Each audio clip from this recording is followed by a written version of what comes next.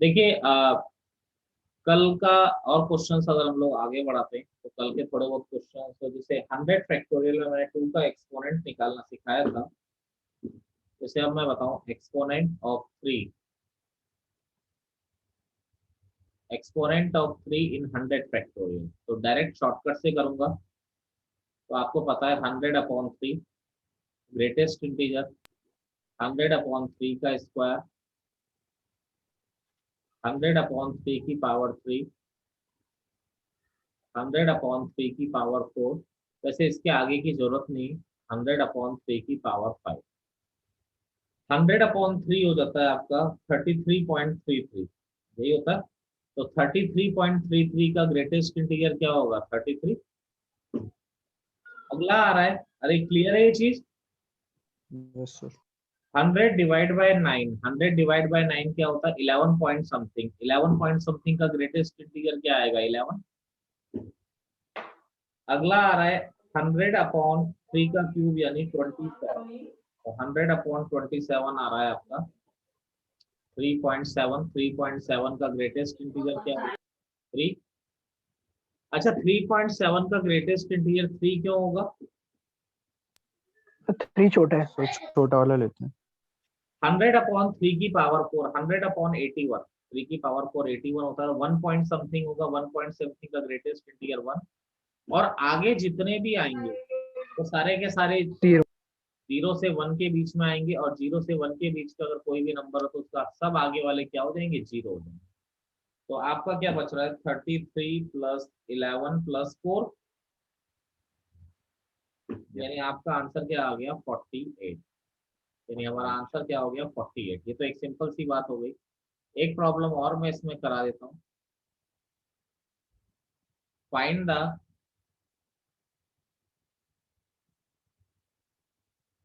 The exponent of 5 in 200 factorial upon 100 factorial. अब आप ये सोच रहे होंगे कि सर ने तो एक ही में निकालना सिखाया, आप दो रेशो में आ गए।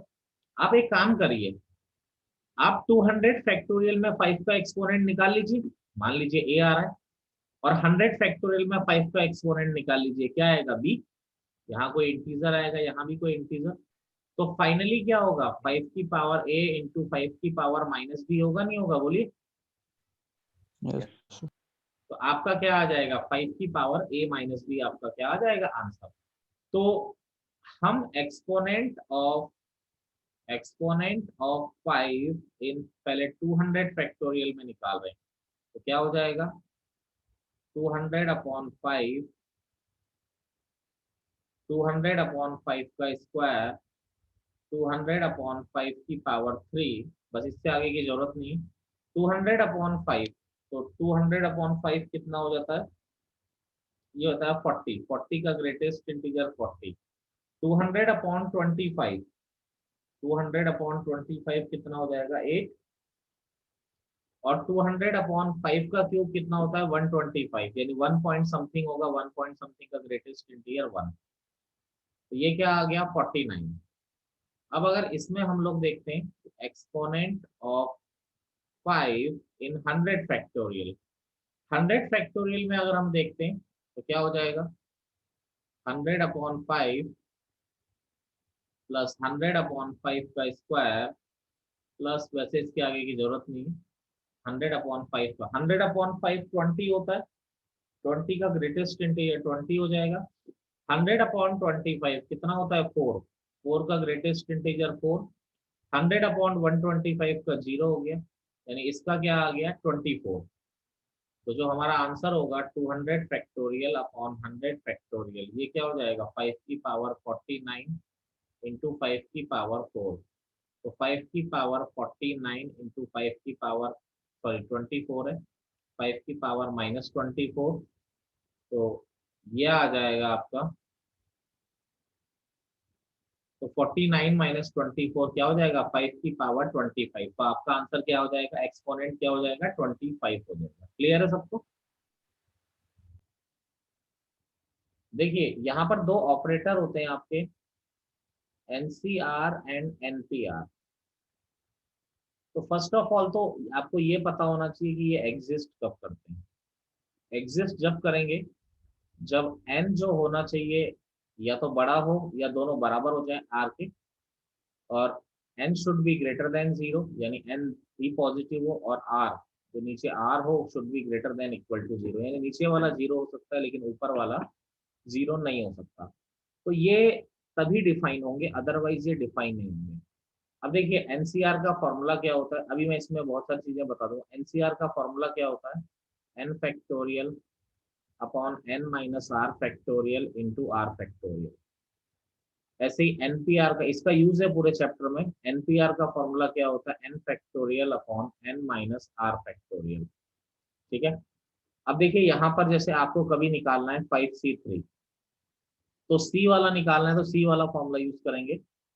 तो एन 5 है और आर आपका 3 है, तो यहाँ पर लगाया तो देखिए क्या हो जाएगा, 5 factorial upon 5 minus 3 factorial into 3 factorial. तो देखिए क्या आ गया, 5 factorial upon 2 factorial into 3 factorial. तो यह आ गया 5 into 4 into 3 factorial upon 2 into 3 factorial. ये कैंसिल हो गया। 5 इंटू 4 20 हो गया, 20 डिवाइड बाई 2 कितना आ गया आपका, 10 आ गया। कोई प्रॉब्लम किसी को, anyone? Ten no sir. No sir. NC2 को ओपन किया, N10 हो गया, R2 हो गया, तो क्या हो जाएगा, फॉर्मूला ये वाला चल रहा है, C आ रहा है तो ये वाला 10 factorial upon 10 minus 2 factorial into 2 factorial. तो देखिए 10 फैक्टोरियल अपॉन 10 माइनस 2 क्या हो गया, 8 फैक्टोरियल इंटू 2 फैक्टोरियल। तो ये 10 तो बाहर, 10 बाहर लिया, 9 भी बाहर लिया। ऐसा इसलिए किया क्योंकि 8 फैक्टोरियल बच रहा है, यहाँ पर 8 फैक्टोरियल, और 2 फैक्टोरियल क्या होता है, 2 इंटू 1, ये कैंसिल हो गया। तो ये 5 टाइम कैंसिल हो गया, तो 5 इंटू 9 आपका क्या आ गया, 45 आंसर। जैसे और भी निकालना है, 5p4 निकालना है। अब p वाला फॉर्मूला लग रहा है 5p4, तो अब ये वाला लगेगा npr, p आ रहा है, तो ये 5 फैक्टोरियल अपॉन 5 माइनस 4 फैक्टोरियल। अब ऊपर तो 5 फैक्टोरियल चल रहा है, factorial 5 factorial 5 into 3 into 2 into 1, नीचे 1 फैक्टोरियल तो 1 ही होता है। तो 5 इंटू 4 20, 20 इंटू 3 60, 60 इंटू 2 कितना होता है, 120। तो इसका आंसर क्या आ गया, 120। नोट करिए, देखिए प्रॉपर्टीज ऑफ एनसीआर में कुछ शॉर्टकट बता देता हूँ। देखिए सबसे पहला, अगर नीचे 0 आ रहा है और ऊपर नीचे वाले सेम आ रहे हैं तो उसकी वैल्यू हमेशा 1 होती है, कुछ और नहीं हो सकती। आप डायरेक्ट लिखिए, कोई गलत नहीं है, डायरेक्ट लिख सकते हैं आप अपनी सुविधा के लिए। जैसे कोई अभी 100C0 बेटा मैंने निकलवाया था, 100C0 का वैल्यू 1 ही आया था। अभी जैसे 10C10 होता तो ऊपर नीचे वाले सेम है तो वैल्यू 1 आएगी। फॉर्मूला आप जानते ही हैं, फॉर्मूला आप जानते हैं, एनसीआर होता है आपका n factorial upon n minus R factorial into R factorial. Formula हम लोग सब जानते हैं। दूसरा देखिए, NC1 या तो नीचे 1 हो या फिर ऊपर नीचे में 1 का डिफरेंस हो। यानी देखो यहाँ n आ रहा है तो यहाँ n-1, n-1 यानी एक कम आ रहा है ना ऊपर से, तो या तो नीचे 1 आ जाए या ऊपर वाला नीचे में 1 का डिफरेंस हो। तो आंसर ऊपर वाला लिख दिया करो, यानी आंसर आप क्या लिख देंगे, डायरेक्टली n आंसर आप लिख देंगे और वही हमेशा आएगा। यानी अगर कोई बोलता है 100C1, नीचे 100 आ रहा है, डायरेक्ट आंसर 100 लिखिए। 100C99, तो ऊपर नीचे में 1 का डिफरेंस आ रहा है तो भी आंसर क्या होता है, ऊपर वाला आपका आंसर हो जाता है। तो आप डायरेक्ट आंसर क्या दे सकते हैं, 100 आप आंसर दे सकते हैं। फॉर्मूला है ही आपके पास, फॉर्मूले से ट्राई करिए, डेफिनेटली यही आएगा, कभी गलत नहीं होगा। तीसरा देखिए, इसको सॉल्व करने का मैं एक और तरीका बताता हूँ आपको, ये केवल एनसीआर के लिए बता रहा हूँ। एनसीआर है, जैसे एन और आर को अगर आप नीचे उतार लेते हैं तो ऊपर नीचे एक कम हो जाएगा। मैंने क्या बोला, एक कम कर दो। अगर आप दोनों को फिर नीचे उतार लेते हैं तो फिर आप एक एक कम कर दीजिए। अगर आप फिर नीचे उतारते हैं, n-1 n-2 r-1 r-2, तो क्या हो जाएगा बच्चे, यहाँ पर n-3, एक एक कम कर दीजिए बच्चे, ठीक है। तो इससे आप किसी भी फैक्टोरियल को सॉल्व कर सकते हैं। जैसे 5c3 है, अगर मैं इसको नॉर्मली सॉल्व करूं तो 5 और 3 को नीचे उतारा तो कितना बचेगा ऊपर, बोलिए? 4 और 2, अरे Yes. अरे एक एक कम हो जाएगा ना दोनों में से। Yes sir. अगर 4 और 2 को भी नीचे उतार लेता हूं तो कितना बचेगा? 3 और 1. 3c1 बचेगा। और तो ये तो क्या हो गया, 5/3 इंटू 4/2 और 3c1। जब नीचे 1 आता है सेकेंड प्रॉपर्टी से, जब भी नीचे 1 आता है तो आंसर क्या होता है, ऊपर वाला। तो ये तो 2 टाइम्स कट गया, 3 से 3 कट गया, तो आपका आंसर क्या आ गया, 10। जैसे कोई बोलता है 10c2 निकालो, तो आप डायरेक्ट क्या करते, 10/2 दोनों को तुरंत नीचे उतारा, क्या बचा, 9c1। और 9c1 कितना होता, 9 होता नहीं होता? अरे अभी अभी ये प्रॉपर्टी पढ़ाई है ना, Yes. ठीक है। तो इस तरीके से आप डायरेक्ट लिख सकते हैं। नोट करिए, आगे फिर एक दो प्रॉपर्टी और बताता हूं। देखिए फोर्थ प्रॉपर्टी क्या है। फोर्थ प्रॉपर्टी क्या होती है, जेई मेन में 2 बार क्वेश्चन आया है। NCR plus NCR minus 1। देखिए प्रॉपर्टी क्या है, दो को ज्वाइन कर रहा हूं मैं एक साथ। यहाँ पर एनसीआर, अब देखो इसमें पहचान देखो, ऊपर नीचे वाले, ऊपर वाले सेम है नहीं है दोनों के, एन सेम है। और नीचे कितने का डिफरेंस आ रहा है, ऊपर कंपेयर करो, ऊपर तो सेम है और नीचे 1 का डिफरेंस आ रहा है, नहीं आ रहा है? तो आप इनको ज्वाइंट करके एक ही लिख सकते हैं। एक कैसे, आप ऊपर एक बढ़ा दीजिए और नीचे दोनों में से जो बड़ा हो उसको ले लीजिए। दोनों में बड़ा कौन है बताइए, आर। तो इसका आंसर क्या आ जाएगा, n+1 CR। अब जैसे मैं आपको बताऊं 10c3 प्लस 10c4, ऊपर दोनों सेम है, नीचे 1 का डिफरेंस है। तो बेटा ऊपर दोनों सेम है, नीचे 1 का डिफरेंस है, तो क्या होता है, ऊपर 1 ऐड कर दो और नीचे बड़ा वाला ले लो। तो यानी इन दोनों की वैल्यू किसके इक्वल होगी, 11c4 के इक्वल होगी। मेरी बात समझ रहे हैं? अरे बोलिए जी। Yes sir. चलिए समझ गया ना मेरी बात, आप क्या कहा मैंने। इस तरीके से आप लोग इन चीजों को बड़ी आसानी से खत्म कर सकते हैं, कोई दिक्कत नहीं है। जैसे मान लीजिए 11c7 प्लस 11c6, अगर क्या इसमें ये प्रॉपर्टी लगाई जा सकती है, बोलिए, लगाई जा सकती है? Yes sir. बिल्कुल, ऊपर वाले दोनों सेम है, नीचे में 1 का डिफरेंस है, तो क्या आ जाएगा, ऊपर 1 ऐड कर दिया और नीचे जो बड़ा वाला है इसको ले लिया, तो 12c7। अब देखिए इस पर बेस्ड एक में प्रॉब्लम आपको बताता हूँ, है ना। तो क्वेश्चन है हमारा, NCR प्लस 4 इंटू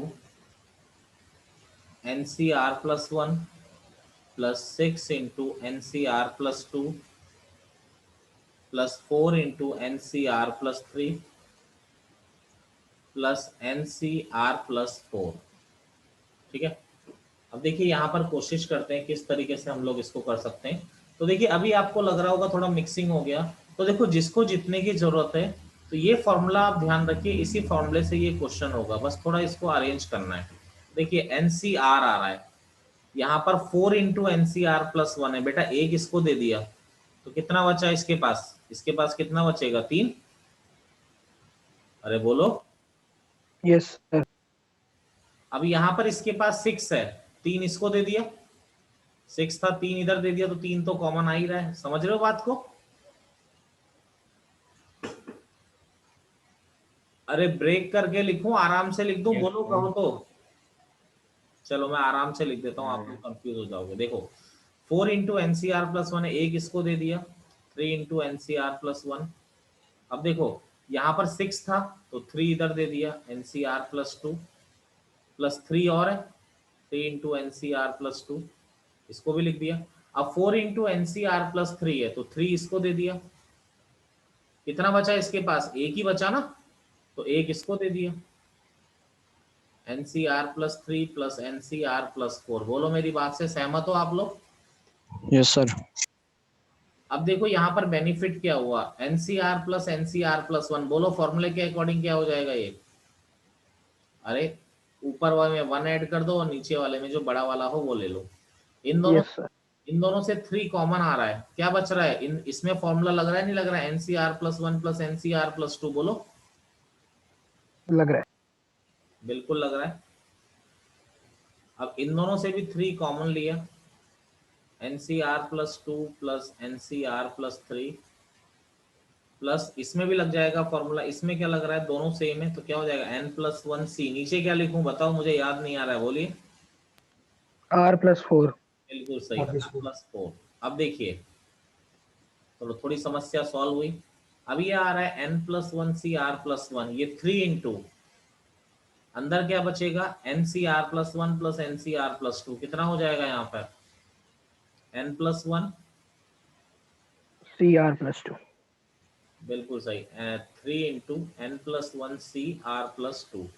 यहाँ पर कितना बचेगा? देखिए 3 बच रहा है, यहाँ पर इसमें भी ये फॉर्मूला लग सकता है। क्या हो जाएगा? N+1CR+3। बाकी चल रहा है N+1CR+4।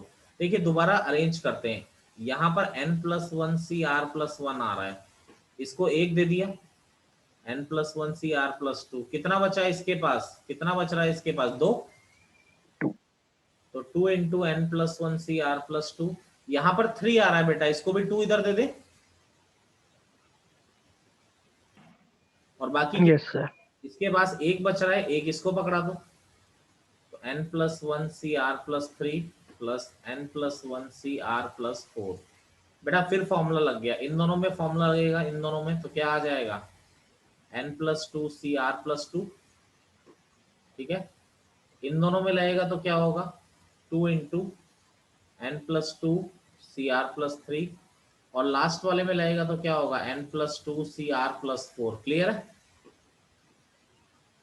अब इसके बाद नोट कर रखा है इतना? नोट कर लो, फिर आगे करते हैं। N+4CR+. हाँ बन रहा है ना, आगे भी इसी तरह से बनता जा रहा है ना बेटा। Yes, Yes, sir. sir. हाँ, ये IIT JEE की प्रॉब्लम है, बस ये क्या प्रॉपर्टीज पता होनी चाहिए और कॉन्सेप्ट आनी चाहिए, बाकी तो IIT में ऐसा कुछ नहीं है। देखो ये N+2CR+2, ये 2 इंटू आ रहा है, तो बेटा अलग अलग कर दिया। N+2CR+3 plus N+2CR+3 plus N+2CR+4। ये डबल था, इसको एक एक बांट दिया हमने। अब क्या हो गया यहाँ पर? ये N+2, तो क्या हो जाएगा? N+3CR+3। और ये हो जाएगा N+3CR+4। अब बेटा दोनों फिर जुड़ रहे, तो ये हो जाएगा N+4CR+4। ये आपका क्या हो जाएगा? आंसर। ये आपका आंसर होगा। यही आ रहा है सबका? नेक्स्ट प्रॉपर्टी है हमारी, फिफ्थ प्रॉपर्टी। देखिए NCR किसके बराबर होता है? NCN-R के बराबर होता है। दोनों का वैल्यू सेम ही होता है बच्चे, आप दोनों को सॉल्व करके देख लीजिएगा इस फॉर्मूले से। ठीक है, दोनों का वैल्यू सेम ही होता है। ठीक है, अब देखिए जैसे 10C3 है, तो अगर मैं यही प्रॉपर्टी लगाऊं तो 10C10-3, तो ये यानी कि 10C3 और 10C7 दोनों का वैल्यू क्या होता है? सेम होता है। यानी कोई आपसे को 10C3 अगर पता है, कोई पूछता है 10C7 क्या है, तो दोनों सेम ही होंगे, दोनों कोई अलग नहीं होते। जैसे 5C4 है, तो बेटा 5C4 को मैं क्या लिख सकता हूँ? 5C5-4, तो ये क्या हो जाएगा? 5C1 के बराबर ही होता है। और सही बात है, 5C1 और 5C4 दोनों का वैल्यू सेम होता है। नोट कर लीजिए जल्दी से, फिर मैं कुछ क्वेश्चंस बचे थे वो करा रहा हूँ। अब देखिए जो हम क्वेश्चंस कर रहे थे, उस क्वेश्चंस में इसकी जरूरत पड़ रही थी। जैसे हमसे बोला जाए कि फाइंड द एक्सपोनेंट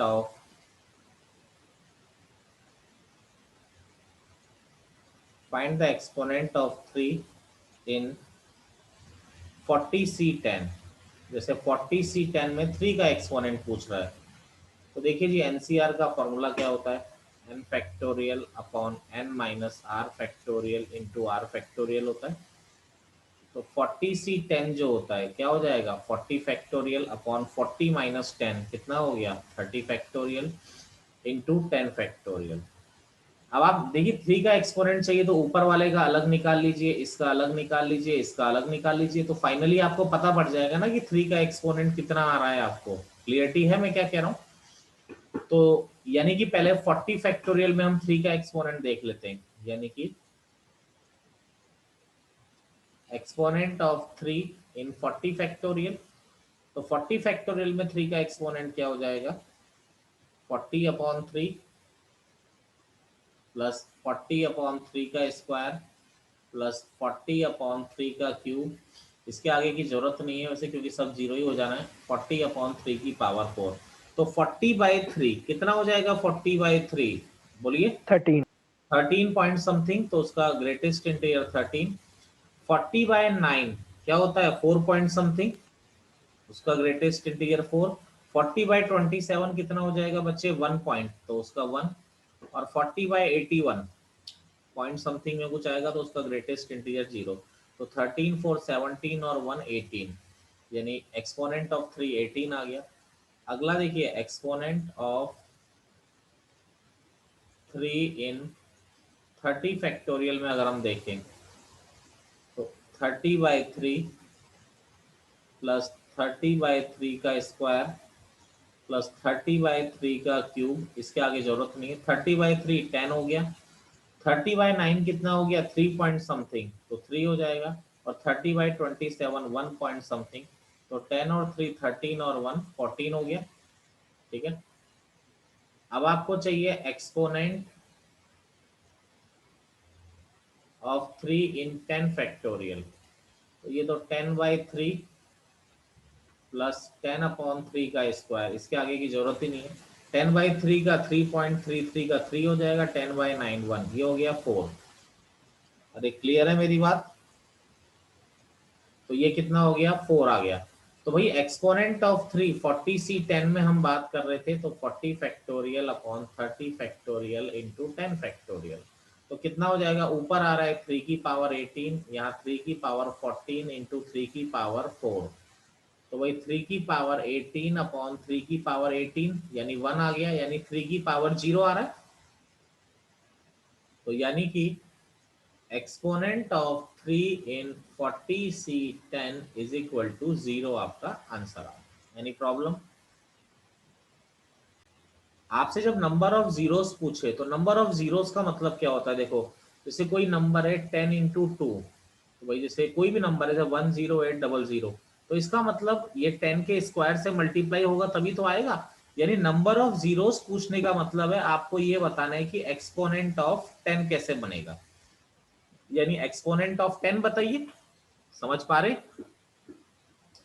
यानी आपसे ये पूछा गया है कि 10 का एक्सपोनेंट बताइए इसमें, क्योंकि जितने जीरो पीछे होते हैं उतनी तो 10 की पावर होती है ना उस नंबर में। तो यानी आपसे यस 10 सर। का एक्सपोनेंट पूछा है, लेकिन जो फॉर्मूला मैंने पढ़ाया है उससे 10 का एक्सपोनेंट आप नहीं निकाल सकते। वो किसके एक्सपोनेंट के लिए बेटा, केवल प्राइम नंबर के। यानी ये 10 एक प्राइम नंबर नहीं है। ठीक है, अब देखिए 10 बनेगा कैसे, जैसे 100 फैक्टोरियल की बात मैं करता हूं तो क्या हो गया, 2 की पावर a इंटू 3 की पावर b इंटू 5 की पावर c इंटू 7 की पावर d, ऐसी तो बनेगा बेटा। 10 कब बनेगा, जब ये 2 और 5 आपस में मल्टीप्लाई होंगे, तभी तो 10 बनेगा ना आपका। आप समझ पा रहे हैं मेरी बात? Yes yes sir. सर। तो बेटा अब 2 और आप किस किस का एक्सपोनेंट निकाल लीजिए, 2 का निकाल लीजिए और 5 का निकाल लीजिए। जैसे मान लीजिए 2 का पावर 10 आ गया और 5 और 3 का स्क्वायर आ गया और 5 की पावर 1 आ गया। तो मुझे बताओ 10 कितने बना पाओगे इसमें? अरे 5 तो एक ही है ना,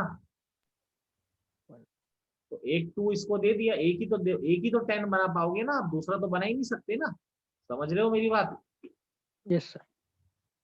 तो यानी कि आप एक काम करिए ना, आप दोनों का एक्सपोनेंट क्यों निकालते हैं, आप केवल 5 का एक्सपोनेंट निकाल लीजिए ना, क्योंकि 5 का कम होगा उतने ही तो 2 इसको देके 10 का 10 बनेगा। तो हम लोग क्या करते हैं, एक्सपोनेंट ऑफ 5 निकाल लेते हैं। तो एक्सपोनेंट ऑफ 5 निकाला तो 100/5, 100/5 का स्क्वायर, इससे ज्यादा की जरूरत नहीं। देखिए 100/5 20, ये 4 और ये हो गया 0, तो 24 आ रहा है। तो बेटा होता क्या है, देखो मैंने आपको क्यों बोला कि आप 2 का मत निकालिए, मैंने इसलिए बोला, वैसे मैं निकलवा चुका हूँ, पहला क्वेश्चन यही था, 2 की पावर 97 आया था और 3 यस का सर। कुछ भी और 5 का 24 आ रहा है। अब मुझे बताओ कितने 10 बना पाओगे, इसको 24 ही तो दे पाओगे ना, मेरी बात समझ रहे हैं? Yes, sir. Yes. तो आप सीधे सीधे किसका एक्सपोनेंट निकालिए, केवल 5 का निकालिए ना। तो एक्सपोनेंट ऑफ 5 24 आ रहा है, तो उतना ही 10 का एक्सपोनेंट होगा। यानी एक्स नंबर ऑफ जीरोस कितने हो जाएंगे आपके, अगर हम बात करते हैं तो नंबर ऑफ जीरोस कितने हो जाने हैं आपके, 24 हो जाने हैं ना इसके लिए। बोलो भाई कोई समस्या है इसमें?